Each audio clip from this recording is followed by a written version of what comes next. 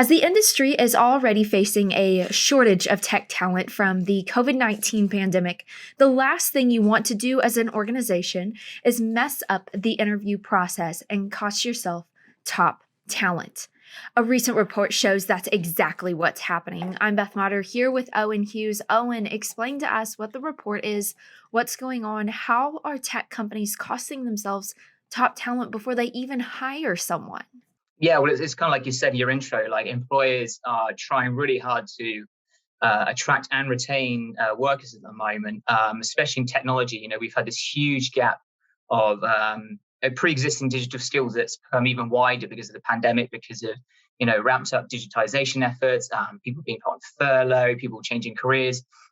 And we're now kind of seeing that even in the interview processes, employers are still getting it wrong. So Terminal did a survey of, it was just over 1,100 software engineers. This is in the US, Canada, and Latin America. And they basically found that developers were more likely to pass on a job offer if they have problems with the interview process. So 56% said they'd be put off of a job if the interview process was disorganized.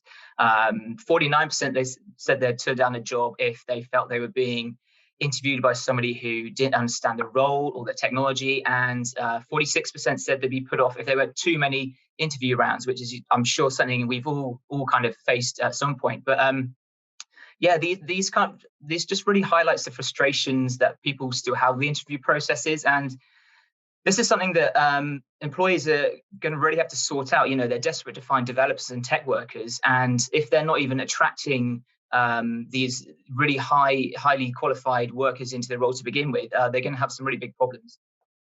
So it looks like, to kind of get to the root of the problem, tech companies are going to have to change it up from the very beginning. They're going to have to change up the interview process, change up how they're presenting themselves to even attract and kind of maintain those top employees. You can't afford to scare them off this early, especially in any type of a shortage. Yeah, we've seen this, and it's not just developers at all. We've seen it in cybersecurity as well. We've covered that a lot of cybersecurity interviews, they're expecting lots of experience or qualifications that are just kind of they're not practical for a lot of people who are in this industry to have. But when it comes to actually attracting tech workers, a lot of things really make sense. Salary ranks high, which is kind of something you wouldn't be surprised to hear. But then we have things like exciting work, a good work culture, opportunities to progress, all of which are quite standard. But then we see more things that have kind of emerged in the last 18 months because of the pandemic. So, the freedom to work remotely or split their time between the office and the home is something we're seeing more of. And this is kind of where we start to see a bit of a gap from companies. So a lot of employers have started saying that they will let their staff work remotely at least part of the time in future, but they're still not really implementing those benefits or reflecting that in what they offer their employees in terms of work. So, almost half of the employees that Terminal surveyed said there were no kind of remote learning and development opportunities within their roles. And then things like mental health services, which again, we've seen lots of demand of for over the past 18 months. And even things like, home office stipends, so help with utilities. These are all things that people who work from home or will work from home would like more of, but still not really getting from their employers. Yeah, those are really good points. And remote work has seen an increase. It now seems to be, either remote work or a hybrid flex schedule seems to be something that employees are demanding.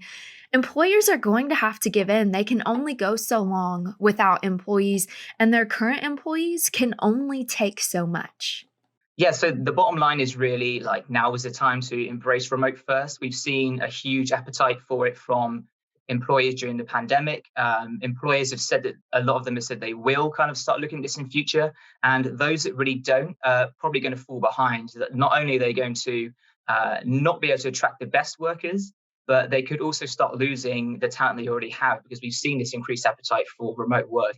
And pay is always going to be a big incentive. But I think that what the pandemic has done is really kind of shone a light on the importance of a healthy work-life balance. And people really want that. And I think we're going to see more of that demand in the future. All right, Owen, thank you so much. This will be interesting to follow. It'll be interesting to see what tech companies begin to do to try and attract and maintain that top talent. As always, thank you so much for watching. For all things tech, be sure to stick with ZDNet.